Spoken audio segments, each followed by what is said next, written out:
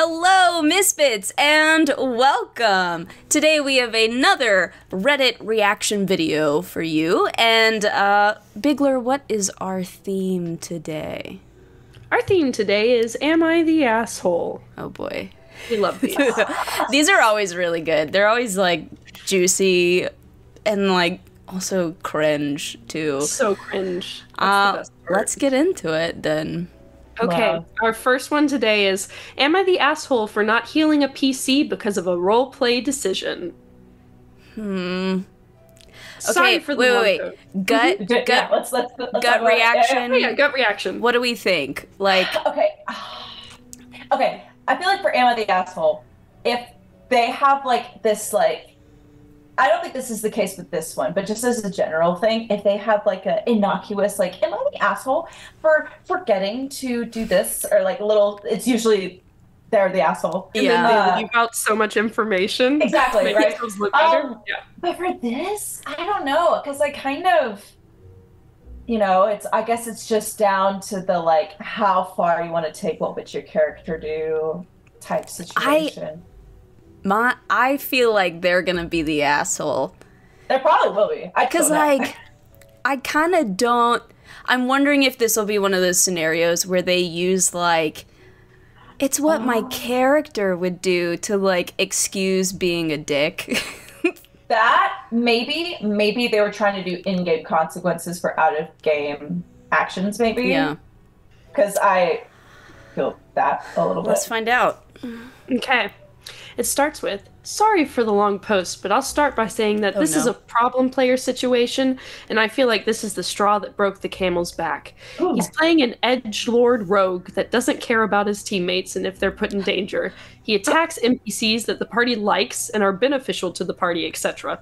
Also, I'm completely ready to admit that I might be the asshole in this situation. Okay, this is making me start to lean the other way. Yeah, right?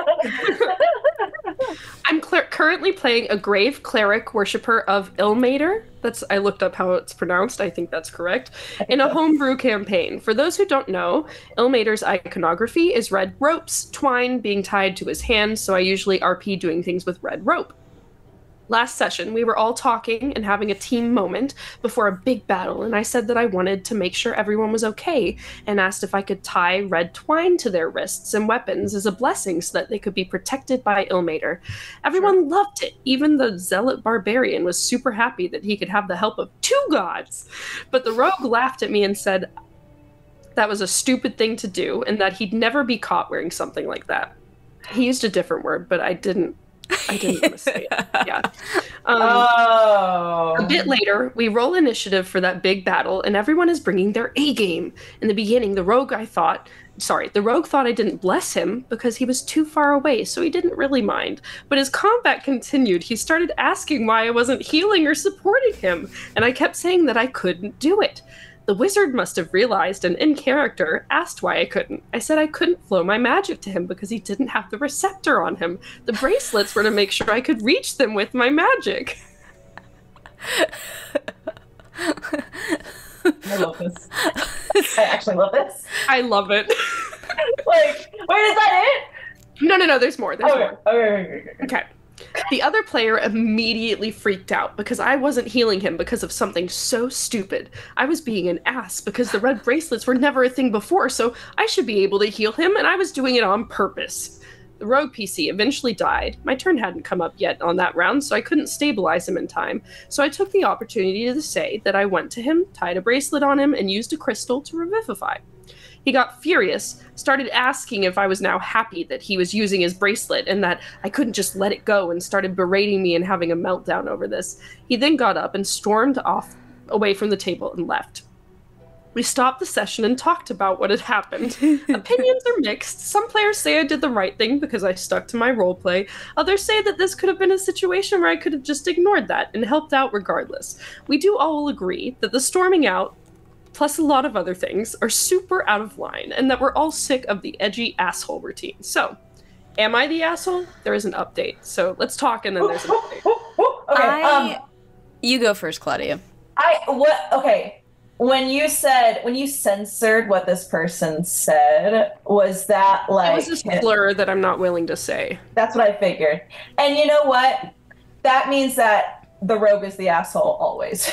You know what I mean? I'm kind of like, all right. I think there's room for them both to be the asshole, but like we understand why the cleric, like, you know, I don't know if the cleric's necessarily, I don't know if I would be any better in the situation. Right. Yeah. But I do. I would gladly be the asshole here. I think so too. Do you know what I mean? I think only thing that gets me is that it is implied that they've healed before, but without these bracelets. So like, thing, right? Yeah. It's inconsistent. If it had been consistent throughout the campaign, then it'd be like, tough luck, man. The way I would have gotten around it would be like, you just insulted my god. Yeah. So now he's not letting anything work. Oh, you know, like, even if I decided to like try and heal you, why would my god want to heal you when you just... It's so... That's true. I love that, actually. Yeah, no, I think, okay, the slurring, right? The slurring. And then, like, the, like, just how he reacted and blew up and stormed out. It's like, okay. Rogue is... Character syndrome? Rogue is definitely the asshole. 1000%. Man, as good as this is, though, like, personally, I don't think it's the right way to handle it. I think just like kind of assholes. Yeah, like justified assholery, but like, yeah, I mean, it's definitely like they're getting on my nerves, so I'm gonna punish them for it. And it's like, go ahead. Yes, but maybe just like talk it out. I don't know. I know that's boring and not as fun, and we like drama. Revenge, justice, you know?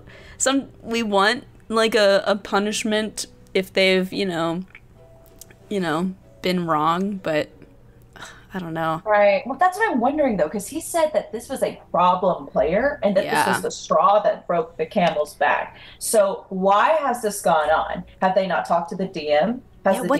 What's the DM doing? Like, where is he? Or she, or they? You know what I mean? Like, where that's they explained a little in the update. So that's what I'm wondering. Yeah. So I think there's history that we just don't know. That would explain the assholery. Update. First of all, thank you so much to everyone for your answers. I've been a bit MIA because I wanted to use what I'd read here and my own take on the situation to try to deal with this issue, and boy, was it dealt with. So, I went to lunch with the DM to talk about everything. He agreed that the rogue's attitude has been getting out of hand. The DM himself is sick and tired of changing everything just because he doesn't follow the flow of the whole party, and that his attitude on the last session was not right. But he still was kind of scared and sad of talking to the rogue because they're childhood friends. He's gotten used to his attitude, and he knows how it's going to go down if we confront him about it. Yeah, same, Claudia. A bit later... We all gather to play, and the rogue is the last to arrive. Rogue immediately asks if we're supposed to play as a team or if we're supposed to be asses to each other. Keep in mind, this is the same rogue who, in the past, has like attacked NPCs that the characters like. Correct. I ignored that comment and told him that yes, I had stepped out of line with what I had done, but it was more to show him that even in-game actions can have consequences, and to show him what happens when he's disruptive of RP situations. He disagrees because it's a game we're supposed to be able to do whatever we want without thinking about it. I told him that everyone at this point was hurt with him because of decisions he had made in-game, and we all started giving examples of things he did that people didn't like, including the language he had used in the last session. Mm-hmm. Again, I don't know if like right before trying to play a game is the place to do this. This should have all been handled outside of part. It should not. Yeah, I agree. This is so funny. He starts Andrew Tating all around, saying we're to blame for that. We're the ones that got offended. We're the ones who didn't know how to play. We're just woke kids attacking them. Did I mention we're all in our 30s and he's actually the youngest one? And that he refuses to play with insert colorful language. DM is crying because his friend is hurt. Rogue is crying because we're all colorful language. DM Rogue is crying. Get it together, man. Sorry. You have to be the rock. Come on. He's like, it's my childhood friend. He's a bigot, but he's my childhood friend. I can't let him go. God. Rogue threatens to get physically violent. Fighter and Barbarian are ready to go out of character and go Fighter and Barbarian on him. Rogue leaves. DM refuses to DM because he warned us that this would happen, and now his friend isn't there. I tell him I'm not showing up with him anymore. With him, Fighter says the same. We all leave. A bit later, DM calls me saying he talked to the Rogue, and Rogue felt attacked because everyone piled up on him. I told DM that with all he had done and all the almost arguments there had been previously, it was only expected for shit to hit the fan. Rogue says he refuses to play with us anymore. DM says he still feels bad playing without his friend there. So to sum up, group is probably disbanded. Again, thank you all for your answers. I didn't answer them all, but I read them all and tried to take the best vision of it, no matter if they were you're the asshole, not the asshole-ish, etc. And this was the closing of that chapter. DM is weak. I'm sorry. so weak. DM is weak sauce. Come on. Bruh. Also, this is like the same like reasoning for like why best friends can't always be roommates, you know? Like sometimes you can't play D&D with your best friend. Sometimes. I know. I can't relate, but like I personally know people that I am friends with that I don't think would work at my table, you know? And this is one of those situations. Yeah, this should have been an intervention at a different time. It should have been an intervention long before it got to this point, if we're being honest. Sure. Deadass. Yeah. For sure. Super disappointed in the DM. But also, like, this makes me feel better about the cleric, because they're like, yeah, I acknowledge that what I did was probably, like, not the best solution, but here's my reasoning why that happened. That's exactly what needs to happen. That's very mature. Correct. And responsible. Man. Yes. Oh, God. Oof. Oh, that was my favorite. DM's crying, Rogue's crying. Shaking and crying. Everybody's crying. Good I know, that's Lord. so funny. So funny. Oh. Okay. Are we ready for number 2? Oh, yes. Okay. Am I the asshole for being too strict with a paladin? Hello. I want to know. Oh wait, do we want to do first impressions? I mean, it's very Paladin. Is this Paladin and have main character syndrome? Paladins can be so hit or miss, you know? Yeah, like I know. Paladins are either awesome or like the most annoying players, I feel like. Which makes sense because you have divine sense, which, like, you know, is valid to use, you know, like shit like that. So, like, I mean, I remember that. Yeah. Sometimes you're just like, I use my divine sense. What do I sense? I know. How does Benji put it? Some people use paladins as an excuse to be lawful stupid, you know? Yes. Like I'm being lawful good, but like using that as a reasoning to be like racist in game or like I don't know, just difficult to deal with. Like I'm not gonna go with that plan because blah blah blah blah blah. And it's like, all right, just shut up. Right. Yeah. So I can't help but think this is where this is headed. Maybe not. I'm not. And let me clarify. Divine sense, please use it. Absolutely. Sure, you know. But sure. I understand. I understand the meme. So yeah, that's what I think this is. That's my bet on this one. Okay. Agreed. Hello. I want to know, am I the asshole for being too strict with my paladin? Me, the dungeon master, and my D&D group have all been playing together for the past 4 months on Roll20. We recently had something happen, and the group thought it would be a good idea to reboot our game, but a few years in the future. Wow, who just did that? A year and a half ago now? Us. Well, we didn't reboot the game. That's true. Yeah, we just moved to the future. There was a time skip. Yeah. The issue arose when my closest friend wanted to play a paladin. I naturally hate paladins because I've only had bad experiences with players who played the lawful stupid stereotype. That's why I laughed when you brought up Benji talking about that. Either way, I was willing to give this a try. Before we start, I want to sit down in a video chat with Paladin and discuss the oath that he has chosen, since it's a big part of the Paladin's choices in the game. He ended up choosing a Paladin who chose the Oath of the Ancients. For reference, the tenets: kindle the light. Through your acts of mercy, kindness, and forgiveness, kindle the light of hope in the world, beating back despair. Shelter the light. Where there is good, beauty, love, and laughter in the world, stand against the wickedness that would swallow it. Where life flourishes, stand against the forces that would render it barren. Preserve your own light. Delight in song and laughter, in beauty and art. If you allow the light to die in your own heart, you can't preserve it in the world. Be the light. Be a glorious beacon for all who live in despair. Let the light of your joy and courage shine forth in all your deeds. The problem was when we were starting to discuss what constituted breaking his oath.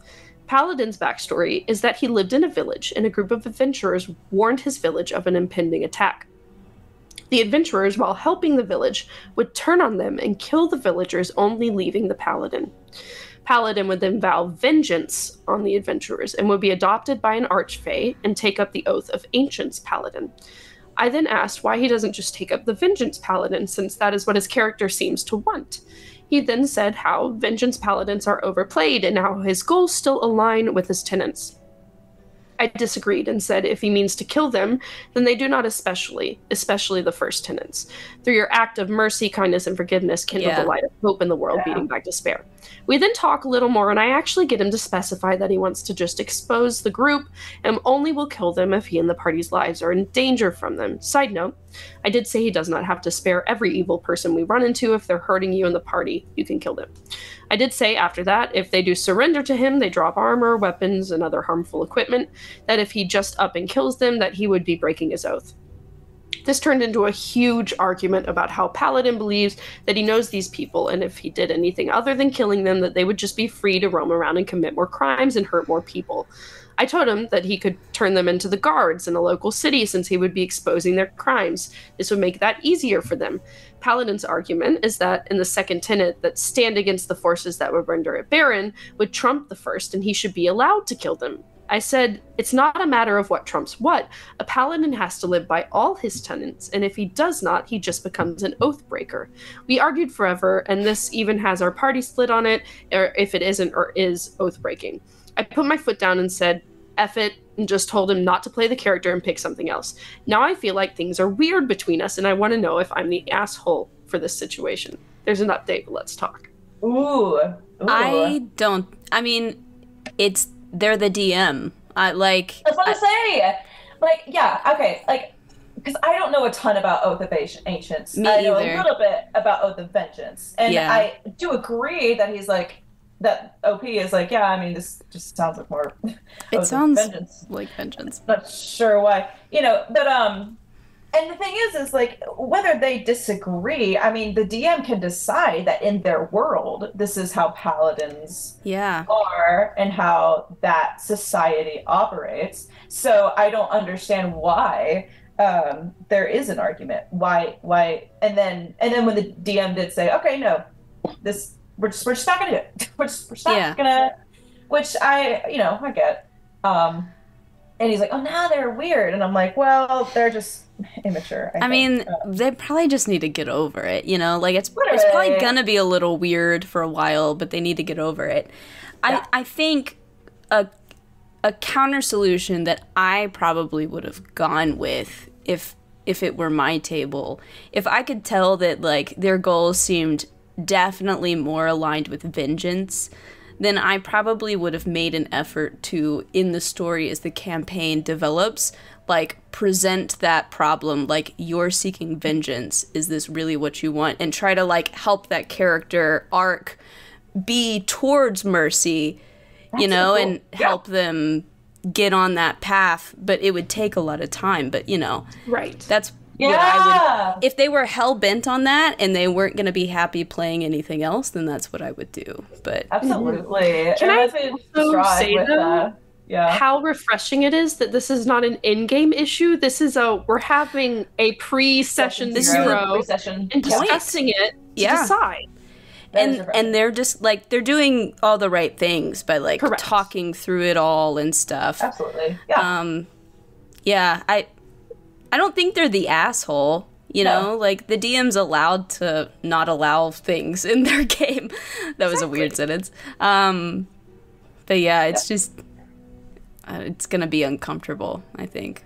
At this point, I really don't think anyone is the asshole. They're both, like, stating their sides and kind of discussing it like adults. Yeah. I do think, I think it's funny that the paladin's like, vengeance paladins are overplayed. By the way, here's my vengeance background. Like, It's like, Yeah. okay, you're doing the overplayed thing, though. That's the thing with if you want to play a subclass that is you don't want to do what everyone else does. I mean, then first ask why everyone does that. Because Like it's fun to play that kind of stuff. Part of it's the fun. I It's might not very have been a paladin last campaign, but damn, I was out for vengeance. I wonder if they actually chose Oath of Ancients because there's some ability in the subclass that they wanted over vengeance, Maybe. Like, and they're just, that was their excuse. Oh, it's overplayed. But it's actually like, no, there's this really cool ability that I want, but I, backstory-wise, would rather be vengeance. I don't know. Yeah, I don't know. I'm not sure. But no, I mean, I think it's okay. Like, we can all accept, like, that, like, Twilight Domain clerics are the bomb. We can all accept that. We can all accept that College of Eloquence bards are the bomb. That's just, I mean, they're kind of made to be that way. That's okay. Those Tempest clerics, man. And those Tempest clerics. So, like, if you want to do something different, that's fine. But maybe commit to doing something different. I don't know. Yeah. Just doesn't seem like a wholehearted effort to. Well, yeah, and it's like how this campaign, I said I was going to try and not play a spellcaster. And I have committed to that. I kind of despise it at this point. The regret. I love my spells. And, like, every time I level up, Amanda goes, well, you could always, like, take another multi-class. And I'm like, no. Add magic. You're like, I'm not going to. It's like, okay. The easy way out. I'm gonna do this. Whatever makes you happy. I know this doesn't make you happy, but okay. So update. Oh boy. Right. I talked to Paladin and admitted, thanks to most of your comments, that I was a little too harsh on him and the character he was making due to my bias. We're still going to be playing together at our regular game, but Paladin said he was a little peeved. This never really changed his opinion on me, but the apology goes a long way. I did mention this current game is 4 months old, but me and him have been playing for almost 2 years, and he previously knew about my hate for the class. But it was how we ended the conversation that made me ask myself in Reddit if I was the asshole. I sent him the post and he laughed because he just thought that was one of our many disagreements and didn't think that I actually felt like an ass about it. I did and posted, but fortunately for me, something like this wasn't enough to stop me and Paladin, now a barbarian, from playing. Also, small tangent for me, yes, it is my game as a DM, but I truly believe that the game we play is all of our game, and the PC's opinions and feelings are just as important. I do every now and then step in and final say something, but with this group I feel truly lucky because that seems to be few and far in between. Either way, thank you all for your comments. I greatly appreciate everyone's opinions. So sweet. Love. That's nice. I'm glad. Yeah, we were kind of, it goes back to what you were saying, Emily, how, like, I don't know, I don't think I was the asshole, Yeah. So I'm glad that I mean, that's kind of how we are whenever we have a disagreement about something. We discuss it, we come to an eventual conclusion, whether Amanda rules something or we come to an actual, like, middle ground agreement in the situation. But just talking, I don't think when you're talking about something and expressing your feelings in a non-jerk way, I don't think anyone's the asshole. Agreed. Yeah. We're also lucky, I don't think any of us, at least with each other, are argumentative. Like, no. Like, maybe with other people, but our table, we don't, like, stand up and start yelling at each other about things, Well, and, like, I also think we've learned whenever there's something that we think could be an issue in game, we just come to you before it becomes an issue. Like, I don't think I've ever vetoed any, like, character or class, or I don't think I've ever vetoed anything. When I came to you with, like, okay, how do I turn this crystal into, like, last campaign? Oh, you fucking time stuff? Yeah. But that was, like, I didn't veto it, though. You didn't. We just figured out how to actually make it work. Yeah. So. Man, wild. Very nice. Mild spoiler. But also not enough context to really know what we're talking about unless you watch. Unless you watch, yeah. Cool. Well, these were good. We had one that was a little spicy and one that I felt like was very mature. a nice shocker. balance there. Well, audience, if you enjoyed these stories, feel free to like and subscribe. That stuff really helps us out. More importantly, leave a comment down below. Weigh in with your opinions on these stories and tell us if you have any of your own. Suggest topics for future videos. All of those lovely things. But with all of that said and done, I hope you guys have a great rest of your day and a great rest of your week, and I will see you again next time.